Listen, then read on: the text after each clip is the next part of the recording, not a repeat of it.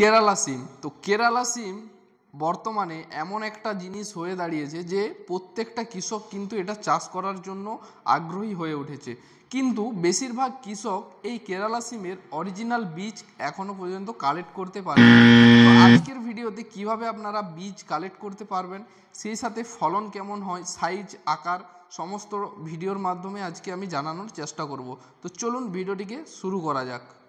কেরালা সিমের ডিমান্ড এই কারণেই বেশি, কারণ এটা একটা আগাম জাতের সিম, অর্থাৎ এটা গ্রীষ্মর শেষ বা বর্ষার শুরুতেই এটা চাষ করা যায় এবং শীতের আগে কিন্তু এটা বেরিয়ে যায় বা হারভেস্ট শুরু হয়ে যায়। তো সেই সময় চড়া যেহেতু দাম থাকে, তার জন্য বেশিরভাগ কৃষক এটা করার জন্য আগ্রহ হয়ে উঠেছে। তো আপনারা ভুল জাত নির্বাচন করে কিন্তু বরবাদ করবেন না, যেমনটা বেশিরভাগ কৃষক করে থাকে। এটা যদি ভুল জাত, কেরালা জাত ভেবে আপনারা রোপণ করেন, তাহলে আপনার শুধু গাছই হবে কিন্তু একটাও ফল ধরবে না। ফল ধরবে একদম সেই শীতের দিকে গিয়ে, আপনি তাতে যতই আগাম করে লাগান। এটা কিন্তু আপনাদের মাথায় খেয়াল রাখতে হবে।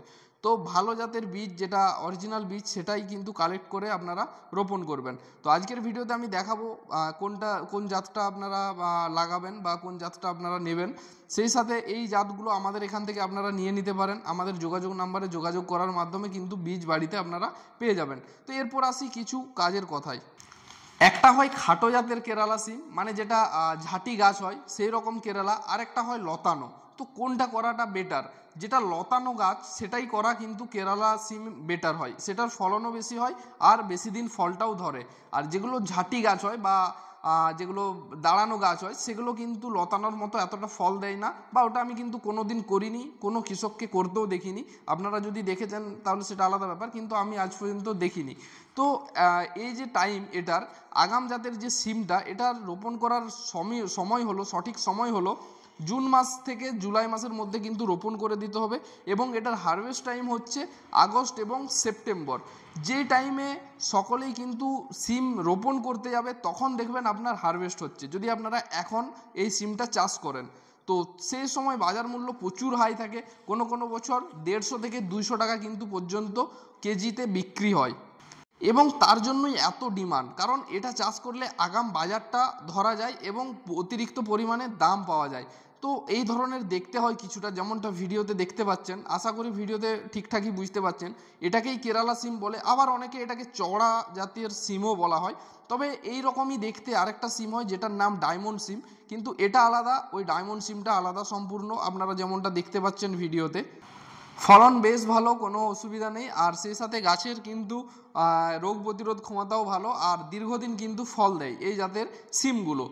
আর এই হচ্ছে তার প্যাকেট, এই হলো প্যাকেট, এই জাতের সিমটার কথাই বলছিলাম। এবং এটা 45 দিন থেকে হারভেস্ট শুরু হয়, প্যাকেটেও লিখে আছে দেখতে পাচ্ছেন। হাইব্রিড জাতের এবং ধরন কিন্তু অতিরিক্ত, এক একটা গোছায় প্রায় 1 থেকে 2 কিলো পর্যন্ত কিন্তু সিম ধরে। তো আজকে আমি প্যাকেটটা দেখালাম, এবং নেক্সট ভিডিওতে আমি দেখাবো এটার জার্মিনেশন করে, অর্থাৎ যে প্যাকেটের দানাগুলো আছে সেটা কেটে তারপর জার্মিনেশন করে আমি দেখাবো যে কেমন জার্মিনেশন হচ্ছে। এবং আমি 2 থেকে 4 পিস দানাও কিন্তু লাগাবো টবে, যাতে সিমটা ধরার সময় আপনাদেরকে দেখাতে পারি। তো আজকের ভিডিও এটুকুই। যারা কেরালা সিম নিতে চাইছেন বা কেরালা জাতীয় সিম চাষ করতে চাইছেন, তারা আমাদের এই জাতটা ট্রাই করতে পারেন এবং এটা আমাদের এখান থেকে আপনারা ক্রয় করতে পারেন। ক্রয় করার জন্য আমাদের যোগাযোগ নাম্বারে যোগাযোগ করুন। কেরালা জাতের সিম নিয়ে আপনারা বারবার আমাকে রিকোয়েস্ট করছিলেন, আপনাদের রিকোয়েস্টেই আজকের ভিডিওটি বানানো। ভিডিওটি কেমন লেগেছে সকলেই কমেন্ট করে অবশ্যই জানাবেন। আর আজকের ভিডিও এটুকুই, দেখা হচ্ছে পরের ভিডিওতে। এখনও যারা আমাদের ইউটিউব চ্যানেলকে সাবস্ক্রাইব করেননি, অবশ্যই সাবস্ক্রাইব করে রাখুন আর ভিডিওকে একটি করে লাইক করুন। ধন্যবাদ সকলকে ভিডিওটি শেষ পর্যন্ত দেখার জন্য।